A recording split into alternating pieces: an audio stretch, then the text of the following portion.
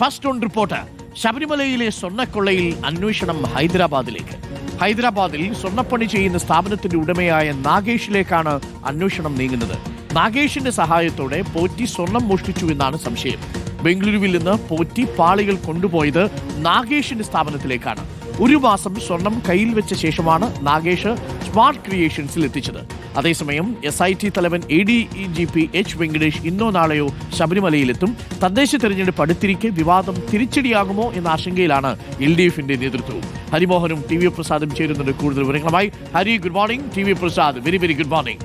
ഹരി, അന്വേഷണം ഹൈദരാബാദിലേക്ക് നീളുകയാണ്. ഇതുവരെ Chennai smart creations, Bangalore Sannidhanam ഇത്ര മാത്രമായിരുന്നു ഈ അന്വേഷണത്തിന്റെ കാച്ച്മെന്റിൽ ഉണ്ടായിരുന്നത്. ഇപ്പോൾ ഹൈദരാബാദ് കൂടി വരുന്നു. അവിടെ നാഗേഷ് എന്നൊരു പുതിയ കഥാപാത്രത്തെ നമ്മൾ അവതരിപ്പിക്കുകയാണ്.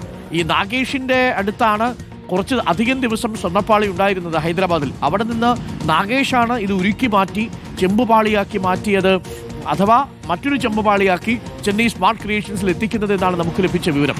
ബാംഗ്ലൂരുവിൽ നിന്ന് ഹൈദരാബാദിലേക്ക് കൊണ്ടുപോയി ഹൈദരാബാദിൽ നിന്നാണ് ചെന്നൈയിലേക്ക് വന്നത്. ഇവിടെ പമ്പയിൽ നിന്ന് നേരെ ചെന്നൈയിലേക്ക് കൊണ്ടുപോകേണ്ട സാധനം. അപ്പോൾ ഈ നാഗേഷിനെ കേന്ദ്രീകരിച്ചാണോ ഇനി അന്വേഷണം? വളരെ പ്രധാനപ്പെട്ട നീക്കമാണോ SITയുടേത്? Good morning Arunkumar. തീർച്ചയായിട്ടും SITയുടെ അന്വേഷണം വളരെ നിർണായകമായ ഘട്ടത്തിലേക്ക് നീങ്ങിയതെന്ന് വേണം മനസ്സിലാക്കാൻ. ഇത്തരത്തിലുള്ള ചില കഥാപാത്രങ്ങൾ വീണ്ടും വീണ്ടും ഉടലെടുക്കുകയാണ്. നേരത്തെ കൽപേഷ് എന്ന് പറയുന്ന ഒരു കഥാപാത്രം വന്നു, അതിനുശേഷം ഒരു സ്പോൺസർ ഗോവർദ്ധൻ വന്നു, ഇപ്പോൾ ഒടുവിൽ നാഗേഷിലേക്ക് എത്തിപ്പെട്ടിരിക്കുകയാണ് അന്വേഷണ സംഘം. നാഗേഷിന് ഇതിൽ കൃത്യമായി ചില കാര്യങ്ങൾ പറയാനുണ്ടാകുമെന്ന് തന്നെയാണ് SIT കരുതുന്നത്. അതായത് നാഗേഷ് എന്ന് പറയുന്നത് ഉണ്ണികൃഷ്ണൻ പോറ്റിയുടെ വർഷങ്ങളായിട്ടുള്ള സുഹൃത്താണ്. ഹൈദരാബാദിൽ ചെമ്പിന്റെയും സ്വർണത്തിന്റെയും അറ്റകുറ്റപ്പണികൾ ചെയ്യുന്ന സ്ഥാപനത്തിന്റെ ഉടമ കൂടിയാണ് നാഗേഷ് എന്ന് പറയുന്നു. ഈ നാഗേഷിന്റെ സ്ഥാപനത്തിൽ ഈ ദ്വാരപാലക പാളികൾ ഉണ്ടായിരുന്നു, അല്ലെങ്കിൽ ഒരു മാസത്തോളം വെച്ചിരുന്നു എന്നുള്ളതാണ് SITയുടെ കണ്ടെത്തൽ. അതായത് ഇവിടെ നിന്ന് നേരെ ഇത് കൈപ്പറ്റുന്നത്, അതായത് ഈ പാളികൾ കൈപ്പറ്റുന്നത് അനന്തസുബ്രഹ്മണ്യവും രമേശുമാണ്, ദേവസ്വം ബോർഡ് അധികൃതരിൽ നിന്ന്. അവിടെ ഉണ്ണികൃഷ്ണൻ പോറ്റി ഉണ്ടായിരുന്നില്ല. അവിടെ നിന്ന് നേരെ അനന്തസുബ്രഹ്മണ്യത്തിന്റെ വീട്ടിലേക്ക് ഇത് കൊണ്ടുപോകുന്നതായി അന്വേഷണ സംഘത്തിന് കണ്ടെത്താൻ സാധിച്ചിട്ടുണ്ട്. അനന്തസുബ്രഹ്മണ്യത്തിന്റെ വീട്ടിൽ ഇത് വെക്കുകയും ആ വീട്ടിൽ നിന്ന് ഇത് നേരെ ഹൈദരാബാദിലേക്ക് നാഗേഷിന്റെ സ്ഥാപനത്തിലേക്ക് കൊടുത്തുവിടണം എന്ന് ഉണ്ണികൃഷ്ണൻ പോറ്റി അനന്തസുബ്രഹ്മണ്യത്തോട് പറയുകയും ചെയ്തിരുന്നു. അങ്ങനെയാണ് ആ ദ്വാരപാലക പാളികൾ നാഗേഷിന്റെ സ്ഥാപനത്തിലേക്ക് അനന്തസുബ്രഹ്മണ്യം കൊടുത്തുവിട്ടത്. അതും റോഡ് മാർഗമാണ് അത് കൊടുത്തുവിട്ടത് എന്നും പറയപ്പെടുന്നു. അങ്ങനെ ഈ പാളികൾ നാഗേഷിന്റെ സ്ഥാപനത്തിൽ എത്തുകയും അവിടെ ഒരു മാസത്തോളം ഇരിക്കുകയും ചെയ്തു എന്നുള്ളതാണ്. എന്തുകൊണ്ടാണ് നാഗേഷിന്റെ സ്ഥാപനത്തിലേക്ക് കൊടുത്തുവിടണമെന്നുള്ള കാര്യം പോറ്റി ആവശ്യപ്പെട്ടതെന്നും ഒപ്പം നാഗേഷിന്റെ സ്ഥാപനത്തിൽ ആ പാളികൾക്ക് എന്തെങ്കിലും സംഭവിച്ചോ എന്നതടക്കമുള്ള കാര്യങ്ങളിലേക്കും അന്വേഷണം നീക്കാനാണ് SIT ഇപ്പോൾ ഉദ്ദേശിക്കുന്നത്. അതിന് നാഗേഷിനെ കണ്ടെത്തണം, നാഗേഷിന്റെ മൊഴി വിശദമായി എടുക്കണം, ഒരുപക്ഷെ ചോദ്യം ചെയ്യൽ, വിശദമായ ഒരു ചോദ്യം ചെയ്യലിലേക്ക് തന്നെ പോകേണ്ടതുണ്ട് എന്നുള്ള നിഗമനത്തിലാണ് SIT എത്തുന്നത്. മാത്രമല്ല, ഒരു മാസത്തോളം ആ പാളികൾ നാഗേഷിന്റെ കയ്യിലിരുന്ന ശേഷം നാഗേഷ് തന്നെയാണ് അത് നേരിട്ട് സ്മാർട്ട് ക്രിയേഷൻസിൽ, ചെന്നൈയിലെ സ്മാർട്ട് ക്രിയേഷൻസിൽ എത്തിച്ചത്. ആ സമയത്ത് നാഗേഷിന്റെ കൂടെ ഉണ്ണികൃഷ്ണൻ പോറ്റിയൊന്നും ഉണ്ടായിരുന്നില്ല, നാഗേഷ് നേരിട്ട് എത്തിക്കുകയായിരുന്നു എന്നുള്ളതാണ് SIT പറയുന്നത്. അതായത് ദ്വാരപാലക പാളികൾ കൃത്യമായി കൈകാര്യം ചെയ്യാൻ നാഗേഷിന് സാധിച്ചിട്ടുണ്ട്. അതും ഒരു മാസത്തോളം കാലം സാധിച്ചിട്ടുണ്ട്. മാത്രമല്ല, സ്മാർട്ട് ക്രിയേഷൻസിൽ എത്തിക്കാനും നാഗേഷിന് സാധിച്ചിട്ടുണ്ട്. അങ്ങനെ ഈ കാലയളവിൽ പാളികൾക്ക് എന്തെങ്കിലും സംഭവിച്ചോ എന്നതാണ് പ്രധാനമായിട്ട് ഉന്നയിക്കുന്ന ഒരു ചോദ്യം.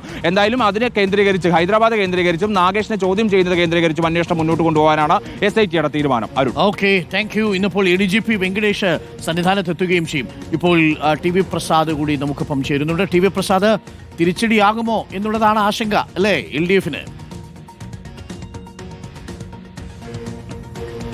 തീർച്ചയായിട്ടും അരുൺ, അതുതന്നെയാണ് ഒരു ആശങ്കയായി ഉയരുന്നത്. കാരണം ആ രാഷ്ട്രീയ തീരുമാനമാണ് ദേവസ്വം ബോർഡ് എന്നുള്ളത്. പത്മകുമാറിനെ തീരുമാനിച്ചതും CPIM ആണ്. അതുകൊണ്ട് തന്നെ പത്മകുമാറിൻ്റെ ഈ പറയുന്ന പ്രതിപട്ടികയിലേക്ക് വന്നതിനെ അങ്ങനെ പൂർണ്ണമായും തള്ളിക്കളയാൻ CPM-ന് കഴിയുകയുമില്ല. പക്ഷേ മനസ്സിലാക്കുന്നത് അരുൺ, പത്മകുമാറിനെ പൂർണ്ണമായും തള്ളിക്കൊണ്ടുള്ള ഒരു നിലപാടാണ് CPIM എടുക്കുന്നത് എന്നുള്ളതാണ്.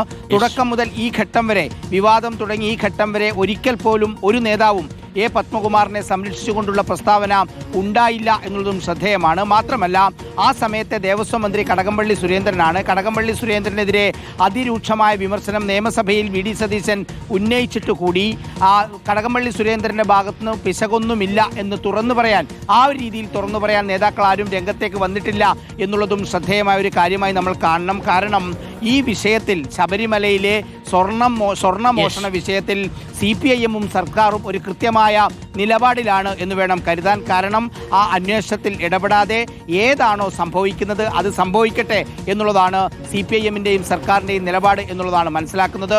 അതുകൊണ്ട് തന്നെ പരിപൂർണമായ സ്വാതന്ത്ര്യം പ്രത്യേക അന്വേഷണ സംഘത്തിന് കൊടുത്തുകൊണ്ട് ശബരിമലയിൽ ഒരു ചീത്തപ്പേരിന് കേൾക്കാൻ ആഗ്രഹമില്ല എന്നുള്ളത് തന്നെയാണ് CPIM-ഉം സർക്കാരും ഉദ്ദേശിക്കുന്നത്. നമുക്കതിന്റെ കൂടുതൽ വിശദാംശങ്ങളിലേക്ക് വരാം.